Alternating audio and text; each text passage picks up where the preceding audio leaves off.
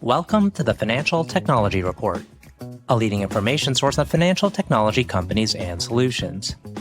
In this episode, we speak with Jamie Hale, CEO and co-founder of Ladder, an insurtech company focused on making life insurance faster and easier to purchase online. Ladder offers a digital application experience built around speed and simplicity, with real-time underwriting that can result in on-the-spot coverage and a process designed to be completed from home. Hale co-founded Ladder in 2015 after a career spanning investing and financial services, including roles as a founding partner at Aldenwood Capital and as a partner at Oak Hill Investment Management. Earlier, he worked on new product development at NextCard. I'm your host, RJ Lumba. We hope you enjoy the show. If you like the episode, click to follow.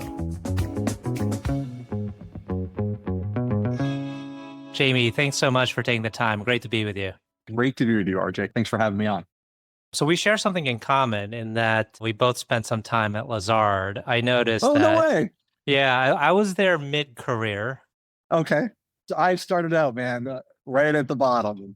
Yeah. They'll train you up pretty fast. Well, it's a testament then to your financial acumen that you started your career there as an analyst, and then you helped establish the San Francisco office.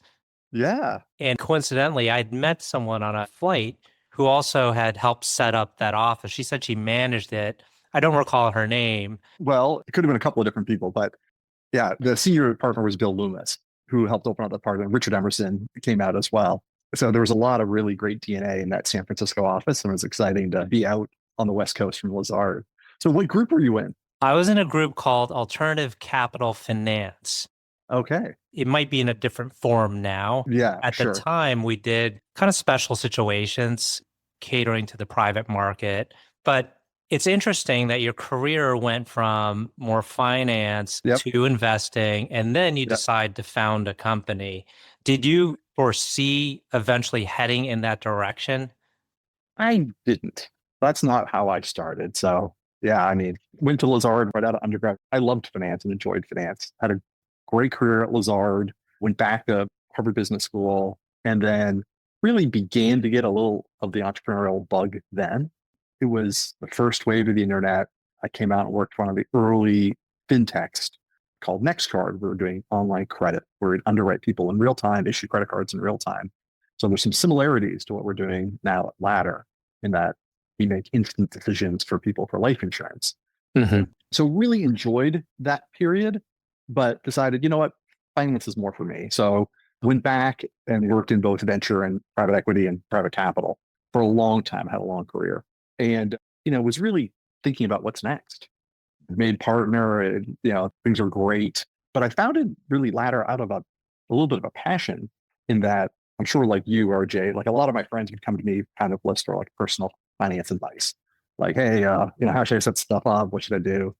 And it was amazing for a lot of them, they didn't have life insurance in place, which is a real, especially as your family's starting out, a real foundation that you put on yourself financially. And it's not very expensive. So the reason I was passionate about it is my dad died when I was 11. And we had life insurance that did exactly what it was supposed to do. Me and my mom in our home around our friends during a really, really hard time. So we were supported by our community. It helped get me to Bowdoin and really fund my education and really launched me to this really fun and exciting career starting at Lazard. So it played a hugely redeeming role in my life. And I talked to my friends, I'm like, why haven't you gotten this place? What's going on? And inevitably, it came down to, I have to go seek someone out. I got to go find someone. Once I find that someone, I then have to sit through kind of a timeshare sales pitch where they're trying to sell me a ton of different products that probably aren't right for me, especially when they're just starting out. Because for most of my friends, term was the right type of insurance for them. It gives you a lot of face coverage for very low premium and protects your family or loved ones if something happens. So I was actually going through this process with one of my co-founders, Jeff, and he's like, geez, Jamie, like, it's got to be easier. Like, why isn't this easier? And then I spent probably a good 9 months actually using a lot of my friendships in finance to talk to the investing side of the insurance house and say, hey, can you introduce me to the production side and help me understand why hasn't someone done this? And there's 1,000 little, small kind of channel conflict type of reasons, but the reasons mainly were like everyone has a go-to-market motion and no one was really looking at investing in innovation. So that's where kind of ladder came from. It's not very frequent that I encounter a company founder that had already an established career in private equity that then goes to do something like this. Was there kind of a pull in both directions, meaning like the inertia to stay doing what you were doing? You were making good money, you had a lot of industry clout, you had built up to that point, and then you're going to start from scratch, but yet you really kind of wanted to do that. You felt like the urge. Yeah, it is rare. And I mean, the firm I was at was great, making a ton of money, had a really good culture, very intellectual culture. We were invested. I had started a couple of businesses inside that group that were doing very well, very high growth, very profitable. I'd been sticking up the highest profits per partner for a couple of years. So like it was wonderful. My dad, coming back to my dad being the big role in my life, actually started out his career on Wall Street too, but on the lawyer side, started out at White and Case and decided to start with two friends, his own law firm in Boston. And it was really successful. He died way too early, but he always instilled a little bit of that entrepreneurial bug. Like, I'm building this firm. And there was an excitement about that when we were young. So I always had a little bit of that itch. And what's nice about private equity is you can kind of do well. So a lot of times people do startups early because it's risky. And, as a young person starting out, you have a lot of downside. What's nice is I was kind of on that other side of that career, kind of on that bell curve where it wasn't that risky for my family. And then, as you can tell, I'm super energized about it. Yeah. And so given that you had some experience building companies, I guess, within the investment firm, was it fairly clear how you would proceed step by step in building ladder? Yes and no. What's nice about private equity and everything else, you'd have relatively small teams. Even at Lazard, we had very small teams. And you would kind of function as cells, but rarely would you have a team larger than 6 or 8. When you're building a company opposed to a strategy, you really have to build a lot more people systems. Culture matters a lot more. There's a lot more different roles. So it was a challenge, but one that I found exciting. And, we're still, as all companies are, we're still work in progress. I made some mistakes too. I had to learn a lot on that side of the equation. Yeah, it seems like if you grow up and at least this was my experience too, is like you're used to having folks in investment banking who I described it this way the other day, was folks that could be a Swiss Army knife. Like you could hire one person, one analyst that can do everything, but that's a very small percentage of the population. It's a small percentage of the population. It's interesting in startups. It's important early, but becomes actually a detriment later, right? So I call them utility infielders. You need some good utility infielders. And especially as individual orgs begin to grow, you need people who can be both players and coaches, right? They need to be able to hire some people below them, coach, be flexible. The walls between like what happens in this group versus that group is all very fuzzy. And what's great is, both in banking and investing, you tend to get these very high energy young people who are mentally flexible, willing to kind of do anything and play any role. That's really good early on. The challenge is if you stay with that too long, you're not developing that kind of deep domain expertise. And there's too much kind of, is it my lane or your lane? And that's why you look at any professional sports team that really is playing at a high level, each role knows what they need to do, and they have specific actions they need to do. But they're not doing everything all at once. It's not like as much soccer as it is really like, think of American football, right? Where the linemen have a very specific role they need to play. And if they don't play successfully, the play is not going to work or they're going to get scored on. But if they do their job and then the coach is making sure everyone's doing their job, it allows you to scale much more efficiently. But there's phases and growing pains. I'd still tell my friends who are starting early stage, you got to find those first 2 or 3 people that are really your utility players. Well, you've scaled rapidly. And I think I read you scaled up to about 30 billion, I think in several years. I mean, that's an astounding number. I mean, obviously your assessment was correct, right? It's too hard to get life insurance, or many people don't even have it. Who are you competing with today? Is it the same kind of old way of doing it where you have to find someone who will sell it to you? Well, the traditional incumbents are very good at what they do. They're very big marketing budgets. Of course, their competition. They tend not to be really our core customers. Right. What laddered value prop really is we give you an instant decision, all digital, up to $3 million. Most people are done in less than 10 minutes, right? Hmm. And it's a very high NPS experience, 84. But what's unique about us is we take life insurance out to where people are, Hmm. and we do it digitally. So we want to embed life insurance when you're thinking about mortgages or financial planning or small business lending or saving for your kids' college. All these life events drive the need for life insurance and the awareness of it. And then opposing to have a consumer having to go search for it. I got to find a guy. I have to go meet with them, or I can actually find it right where I am, right with my trusted relationships, and I can issue and bind right away Hmm. and be done. And we can also, through our APIs, those partners that we have, they can show you, hey, your policy's in force. Here's your next premium payment. And given we're digital, you can adjust your policy over time, which is really powerful. No one else provides that flexibility. And when we built it from the ground up, we're like, why not? Like, your Hmm. needs change over time. You have a second kid, or kids through college, and you paid off college, like, you need less. So being able to dial it in and dial it out throughout your life is pretty important. How do most customers find Ladder? Is it just primarily through partner channels? Primarily through partner channels. We're also very active in direct advertising. You can imagine all of our digital ads. In that space, our big competitors, Ethos, that just went public. Hmm. So, Ethos is much more focused just on the ad side of the equation. And, that's an important part for us. But the majority of our growth is through our partner channels because it's just so relevant. It's where people are thinking about their finances and managing their financial lives. And the Hmm. fact that we can be embedded in those other partners' site, and for those partners, drive real meaningful revenue.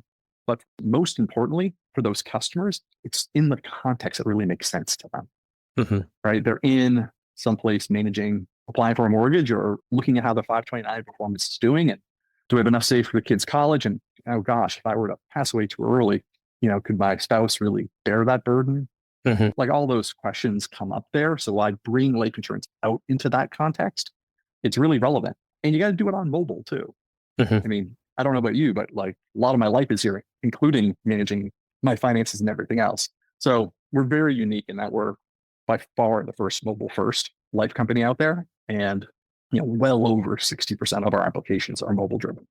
And I imagine from your business's perspective, can be fairly lucrative. I mean, you're helping to place these policies. You get Yeah. maybe a percentage, but maybe not as high as I don't know, or maybe it is as high as the individual who's selling it. You're doing a ton of volume. Yes. We're doing a ton of volume. Our unit economics are very strong, which is good. One of the things I was talking about when we founded the company in the early stage, and I still talk about it, the business of insurance is fundamentally good. I mean, it's a Mhm. strong financial performing vertical, but it also does really provide a social good. You're taking a really low probability chance that has a really big, I'm going to talk, you're a finance guy too. I'll use more my math stuff. It's a low probability chance with a big negative payout for your family. Mhm. By pooling those risks together, which is what a life insurance pool does when you're buying a policy or getting in a pool with all these other people, it spreads the risk. So that risk can then get priced way cheaper. So we're doing a great job at getting more good, young, healthy people into that pool. And that keeps the price low for everyone while making sure, something unlucky happens, their family's taken care of. And we love it that we have well over 100,000 families we're taking care of every day. Mhm. But to clarify, you don't hold that risk. No. Right. Yeah, yeah. So we're an MGA. So we're a managing general agency. So we do all the distribution. Hmm. We do underwriting as a service. We do the administration. So all this stuff can be purely digital. I mean, the challenge is, imagine someone with a legacy policy admin system running on an AS400 mainframe, right? Trying to work with a modern fintech or neobank and trying to get that API exposed so you can see payments and policy. It just doesn't work. So we had to build the whole admin system up from the ground for the next generation of digital consumers. What's nice is, and we're seeing this just across our life, more and more customers, just more and more digital. Hmm. People never say, please give me some more paper. Let me wait 6 weeks. Hmm. So you've built the platform, you solved all these technology questions. Yep. What's the biggest challenge today? What are you most focused on? We're relentlessly focused on just profitability and growing our profitability. Our unit economics are super strong. We just need to continue to stack up more units, more growth. And we're continually looking out at the horizon or what are the next generation of products we're going to put around it. As you go through your financial life, you start getting to accumulation phase, right? And as your accumulation phase grows, at some point, you're maxing out some of your tax deferred accounts. Life insurance can be a very powerful planning tool. So those are more accumulation products, IUL, whole life. So we're looking at those products as our customers age. But we have incredibly great retention, and I said really good NPS. So we really feel like as those customers mature, we've earned the right to have a conversation with them about how their needs change. So in the longer term, that's where we're heading. One area I like to touch on is investors. Yeah. You've brought in a significant amount of outside capital. How have your investors added value aside from the financial capital? Oh, wow. That's a great question. They all have some different skills and knowledge. I really think about putting a board together a little bit like putting a jazz band together. So a lot of times your investors become board members. So as you pick investors, you're also kind of picking board members. So you need to be cognizant of that. That's a lot of reasons why you just don't always take the highest term sheet. Maybe the least dilution, that makes sense, but you're going to have to then work with this potential partner if we're going to be on your board for a long time. And I'll tell you, good boards help a company, bad boards destroy companies. So, our investors have been wonderful. We have a kind of vast array. Some of them have deep industry knowledge. John Kim was the ex-president of New York Life. He runs Brewer Lane. They're one of our investors. I mean, what's wonderful is you can go as deep as you want across the whole life insurance value chain, and John just gets it. It's in his DNA. So that's fantastic. I have another board member who was a longtime reinsurer. He understands the risk pools and how they're moving around. But I have other traditional VCs who are just early stage company builders, right? And then I have some later stage, more growth equity type investors, Omers and Tom Best, are two of our later stage investors. And they just really know and they've seen organizations scale. And they have a broad network of relationships too. They can make introductions. They can really help you scale and really provide that wisdom on that next level of growth. We're coming up on time. I have two final questions. One is, can you tell me about a person who has had a profound influence on you? Well, I think I've already said it. My dad, right. Incredible individual, really fun energy, and smart guy, hardworking. And, I really do. Him and my grandfather on my mother's side are just two people I really hope I mature into. Last question. Can you tell us about a charity, cause, or other endeavor that you're passionate about? One of the roles, I don't know if you've heard of CASA. They're advocates for kids in the social welfare system. And there are people who will stand behind the kid and just basically go into sometimes structures and organizations that feel really weird to them, like the court, and really just be on their side. Someone who's just purely like, it's not the family, it's just purely for the kid. It's a wonderful way to spend your time, especially if you can navigate those systems and really support and have an impact on kids. And, they're always looking for people, and they're everywhere across the country. So it's easy to get involved, and you can kind of dial in and dial up your involvement as you want. Excellent. Well, Jamie, I want to thank you again for taking the time. It's been a great conversation. Well, thank you, RJ. It really has.